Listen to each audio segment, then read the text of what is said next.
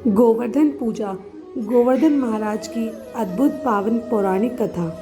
गोवर्धन पूजा की पावन कथा। द्वापर युग में जब भगवान कृष्ण अपनी लीला करने के लिए अवतरित हुए, तभी एक समय देवराज इंद्र को अहंकार हो गया था। इंद्र के अहंकार को दूर करने के लिए भगवान श्री कृष्ण ने एक लीला रची। भगवान श्री कृष्ण ने देखा कि पूरे ब्रज में तरह तरह के पकवान बन रहे हैं और सभी ब्रजवासी किसी पूजा की तैयारी कर रहे हैं। यह देखकर भगवान श्री कृष्ण ने अपनी मैया से पूछा, माता, ये सब किसकी पूजा की तैयारी कर रहे हैं? मैया यशोदा बोली, कन्हैया, हम सब देवराज इंद्र की पूजा करने के लिए अन्नकूट की तैयारी कर रहे हैं। यह सब सुनकर भगवान श्री कृष्ण आगे पूछते हैं, हम इंद्र की पूजा क्यों करते हैं मैया? मैया यशोदा ने उत्तर दिया, हम इंद्र की पूजा करेंगे तो अच्छी फसल होगी, यदि अच्छी वर्षा होगी तो अच्छी पैदावार होगी, जिससे हमारी गैया को अच्छा चारा मिलेगा।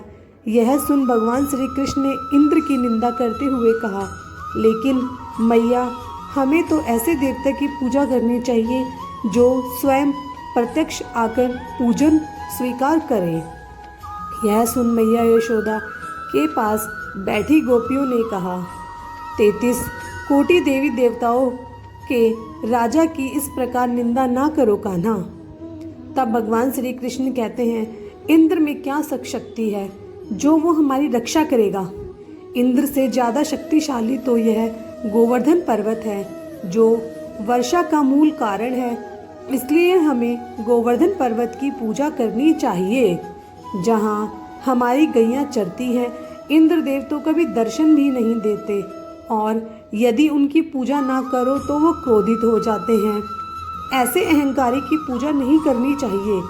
तभी नंद जी वहाँ आते हैं और वो कृष्ण से पूछते हैं, इंद्र की पूजा करने से हमें क्या लाभ होगा? वर्षा होगी? गोवर्धन की पूजा करने से क्या लाभ होगा? श्री कृष्ण ने कहा, हमारी गैया गोवर्धन पर्वत पर चरने जाती हैं।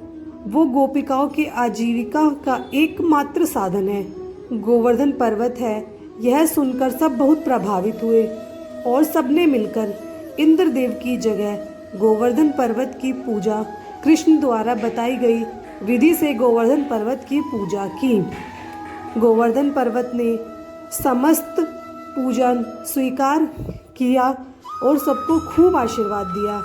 तभी नारद मुनि इंद्र की पूजा देखने हेतु ब्रज आए। वहाँ ग्वालों ने उन्हें बताया कि इस वर्षा से श्री कृष्ण की आज्ञा अनुसार इंद्र महोत्सव बंद कर दिया है। अब सभी ब्रजवासी गोवर्धन पूजा किया करेंगे। यह सुनकर नारद मुनि इंद्र के पास पहुँचे।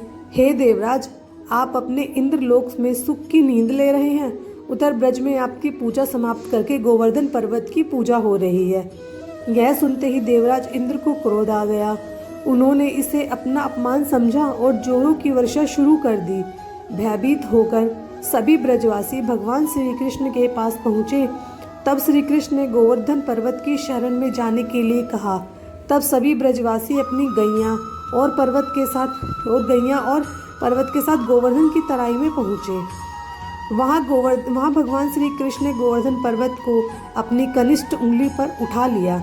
यह देख इंद्र को और क्रोध आया और उन्होंने मूसलाधार वर्षा शुरू कर दी। भगवान श्री कृष्ण ने सुदर्शन चक्र को आदेश दिया, वह पर्वत के ऊपर जाकर वर्षा के गीत नियंत्रित करे और शेषनाग को कहा वो पानी को पर्वत के पास आने से रोके। इंद्रदेव लगातार 7 दिन तक मूसलाधार वर्षा करते रहे और सभी ब्रजवासी गोवर्धन की छाया में सुखपूर्वक रहे। यह देखकर इंद्र को शंका हुई, उनका मुकाबला करने वाला कोई साधारण मनुष्य नहीं हो सकता। तभी ब्रह्मा जी वहाँ प्रकट हुए और इंद्र से बोले, आप जिस बालक को परास्त करने की कोशिश कर रहे हैं वो कोई और नहीं, भगवान श्री हरि हैं। वो पूर्ण पुरुषोत्तम नारायण हैं। यह सुनकर इंद्र ने भगवान श्री कृष्ण से अपनी भूल की माफ़ी मांगी। इसके बाद उन्होंने भगवान श्री कृष्ण जी की स्तुति की। उसी दिन से गोवर्धन पूजन पर्वत की पूजा की जाने लगी।